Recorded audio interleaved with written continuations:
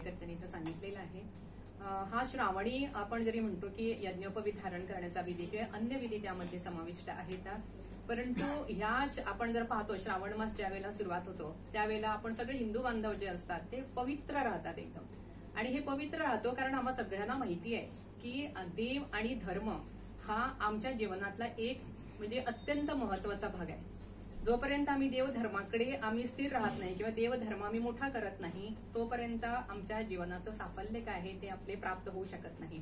असं म्हणून हा श्रावण महिना आहे तो सगळेजण पाळतात. तर ह्या श्रावण महिन्यात जो श्रावणी विधी संपन्न होणार आहे त्या श्रावणी विधीमध्ये मी मुद्दामहून आपल्या महिला वर्गांना सांगू इच्छिते की आपल्या घरात जर कुठलंही देव किंवा धर्माचं कार्य जर आम्ही जे स्थिर ठेवू पाहतो किंवा हे आपण जर पुढे घेऊन जाऊ इच्छितो तर सर्वप्रथम आम्हाला त्या सगळ्या धर्मकार्यामध्ये उतरायला पाहिजे. जोपर्यंत आई आणि वडील हे धर्माचं देवाचं कार्य घरात मोठं करत नाही तोपर्यंत आपली मुलं ती शिकू शकत नाही. कारण मुलं जर जी आहेत ती आपल्या आई वडिलांचं अनुकरण करतात. म्हणून आम्ही आई वडील म्हणून हे सगळे आमचे हिंदू धर्माचे संस्कार जर आम्ही मोठे केले, घरामध्ये आम्ही देव धर्माचे कार्य जर आम्ही मोठं केलं, स्तोत्र श्लोक हे जर आम्ही दिवस रात्र जर आम्ही घरामध्ये सुरू केलं आणि हे महत्व आम्ही आमच्या मुलांना सांगायला लागलं तर आमचं जे हिंदुत्व आहे ते खऱ्या अर्थाने प्रगट होणार. आता हा श्रावणी म्हटला की ह्या श्रावणीमध्ये जसं यज्ञोपवीत धारण करण्याचा विधी जसा आहे तसंच त्यामध्ये सभा दीपदान एक विधी आहे. हा सभा दीपदान विधी म्हणजे कसं आहे ते गव्हाच्या पीठ असतं त्याचा एक दीप केला जातो आणि त्याच्यात साजूक तुपाची वात घालून त्या वातीनं त्या दीपाने पूजनीय सद्गुरू माऊलींना ओवाळणी करून तो दीप जो आहे तो सद्गुरू माऊलींच्या चरणांकडे दान केला जातो. आता सभा दीपदान असा का म्हटलेला आहे तर ज्या वेळेला सगळे हिंदू बांधव एकत्रित येतात ती सभा होते आणि ही सभा होत नाही तर ते सभेबरोबरच ती सगळे हिंदू बांधव असतात त्यांना एक संतांची उपमा प्राप्त होते कारण ते देव आणि धर्माचं कार्य तिकडे बसून करत असतात. म्हणून ज्या वेळेला ते सौभाग्यवती महिला ज्या वेळेला ती ओवाळणी करते त्यावेळेला ती सगळ्या जो सभा पडलेली असते संतांची त्यांनाही ती साक्षी मानते आणि साक्षात जो आपले सद्गुरू माऊली तिथं प्रगट असतात तर सद्गुरू माऊलींना मनोभावे ओवाळून ते जो दीप आहे तो सद्गुरू चरणांकडे ते दान करत असतात.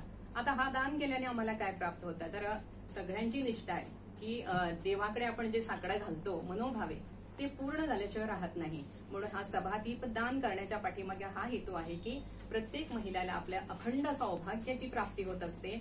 आपल्या घरामध्ये सगळ्यांना चांगलं आयुष्य चांगलं आरोग्य प्राप्त होत असतं आणि अखंड जी लक्ष्मीची जी कृपा आहे ती आपल्या कुटुंबावरती निरंतर राहते हा अनुभव आहे. त्याच प्रकारे ह्याच श्रावणीमध्ये आपण रक्षाबंधनचाही कार्यक्रम मोठ्या प्रमाणात करतो. रक्षाबंधन म्हणजे त्याच्या पाठीमागचं उद्दिष्ट हे आहे की एकमेकांमध्ये प्रेम भावना जी आहे प्रेमाचं जे नातं आहे ते घट्ट करणं. तर जेव्हा हे सगळे बांधव ज्या वेळेला एकत्र येतात तर आपल्या सगळ्या ज्या भगिनी आहेत ज्या माता आहेत ते सगळ्या जणे सगळ्या बंधूंना जे आहेत ते राखी बनतात. कारण हे तिकडे एक सिद्ध होतं की आम्ही हिंदू बांधव की आम्ही हिंदू भगिनी जे आहोत आमच्यामध्ये प्रेमाचं एक अतूट नातं आहे जे आम्हाला साधू संतांनी पूर्वीपासूनच घालून दिलेलं आहे. आजच्या काळातही हाच वारसा जो आहे ते आम्ही सगळे हिंदू बांधव जे आहेत ते पुढे घेऊन जातो. आणि हे सगळं करत असताना आपण एवढंच लक्षात ठेवायचं आहे की आजचा जर आपण काळ पाहिला तर अत्यंत कठीण काळ आहे आणि ह्या काळामध्ये जर आपण मुलाबाळांना जर आपण हे सगळे हिंदुत्वाचे देवाचे धर्माचे जर संस्कार जर दिले नाही तर पुढच्या काळात आम्हाला आमच्या मुलांना सांभाळणं कठीण होईल. आम्हाला शांतीने समाधानाने जगणं कठीण होईल किंबहुना आम्ही सुरक्षित राहणार नाही. म्हणून आज जर आपल्याला सुरक्षित राहायचं असेल आपल्या मुलाबाळांना जर सुरक्षित ठेवायचं असेल तर आम्हाला देव आणि धर्म करणं हे क्रमप्राप्त आहे. म्हणून असं देवाचं धर्माचं ज्ञान जे आहे मोठ्या प्रमाणात ते आपल्या श्री क्षेत्र तपोभूमीवर आपले पूजनीय सद्गुरू ब्रह्मेशानंदाचार्य स्वामीजींच्या मार्गदर्शनाखाली इथं सगळं ज्ञान जे आहे ते मिळत आहे. हे सगळे संस्कार जे आहेत तिकडे प्राप्त होत आहेत आणि इथं एक मुद्दाम सांगावं असं वाटतं की हे आम्ही जे स्वतःला हिंदू म्हणून घेतो हे हिंदूंचे जे संस्कार आहेत ते संस्कार कुठल्या जाती आणि पातीमध्ये अडकलेलं नाहीये किंवा बंधनकारक राहिलेलं नाहीये. तर हे सगळ्यांसाठी जो जो हिंदू म्हणून आहे त्या प्रत्येक हिंदूने हे आपले देवानी धर्माचे कार्य किंवा हे जे संस्कार आहेत ते करून घेणं हा आमचा अधिकार आहे. म्हणून येत्या त्या 10 तारखेला म्हणजे रविवारी मी सर्व माता भगिनींना आवाहन करते किंवा विनंती करते की आपल्या मुलाबाळांनाही घेऊन मुद्दामून आपल्या मुलांना घेऊन या श्री क्षेत्र तपोभूमीवरती यावं आणि या सगळं जे आपलं संस्कारांचं धर्माचं जे आपल्याला सगळे ज्ञान मिळणार आहे किंवा आमच्यावरती संस्कार होणार आहे ते पुण्यवर्धन करण्यासाठी सगळ्यांनी आम्ही एकत्र येऊया एवढी सगळ्यांना विनंती. जय सच्चिदानंद. जय सच्चिदानंद. जय सच्चिदानंद. पद्मश्री पूज्य सद्गुरू ब्रह्मेशानंदाचार्य स्वामीजींच्या कृपा आशीर्वादान श्रावणी विधी येता त्या आयतारा सकाळी 9:12 सुरू जातलो आणि श्रावणी विधी संदर्भात माहिती आम्ही तुमच्या सगळ्यांपर्यंत पावयल्ली असा. परंतु एक ह्या श्रावणी विधीच्या माध्यमातून आमची जी श्री दत्तपद्मनाभ पीठाची जी सद्गुरू परंपरा असा त्या परंपरेच्या वतीन हो श्रावणी विधी गेली अनेक वर्षां गोमंतकामध्ये घडत आलेला असा.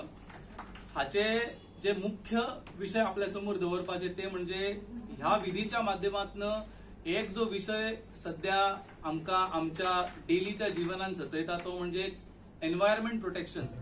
आणि ह्या कार्यक्रमाच्या माध्यमातून तोय संदेश पूज्य सद्गुरू ब्रह्मेशानंदाचार्य स्वामी महाराजांक सगळ्या समस्त संवसाराक दिवपाचो हा की अशा प्रकारच्या विधींच्या माध्यमातून आम्ही जो आमचो नेचर असा तोय प्रोटेक्ट करपाचो प्रयत्न करता. तुम्ही पळयले हांगासर स्नान जाता ते नदीच्या किनाऱ्याचेर जाता. हांगासर मातीचो वापर केलो वता, हांगासर भस्माचो वापर केलो गेलो वता. हे सगळे गोष्टी जे आहात हे आमच्या निसर्गातून उत्पन्न झालेले गोष्टी असतात आणि हाचो वापर करून एक एन्व्हायरमेंट प्रोटेक्शन निसर्गाची जे प्रोटेक्शन असा ते करपाचो एक संदेश या श्रावणी विधीच्या निमतान आम्ही समाजाकडे व्हरोंक सोदता. आयज तुम्ही पळयले की युनायटेड नेशन सुद्धा तांचो जो सस्टेनेबल गोल असा तितून एन्व्हायरमेंट प्रोटेक्शन हो एक महत्वाचो विषय असा. ताका लागून ह्या श्रावणी विधीच्या माध्यमातून आम्ही तोय संदेश समस्त हिंदू बांधवांपर्यंत पावूंक सोदता की आमकां आयज जर आमची येणारी पिढी बऱ्या पद्धतीन जीवन जगोंक जायी तर आम्ही आमच्या धर्माच्या माध्यमातून निसर्गाचे संवर्धन हो विषय लोकांपर्यंत पावोवपाची गरज असा. आमचे सगळे उत्सव जे असतात हे निसर्गाचे संवर्धन करणारे उत्सव असतात. गणेश चतुर्थी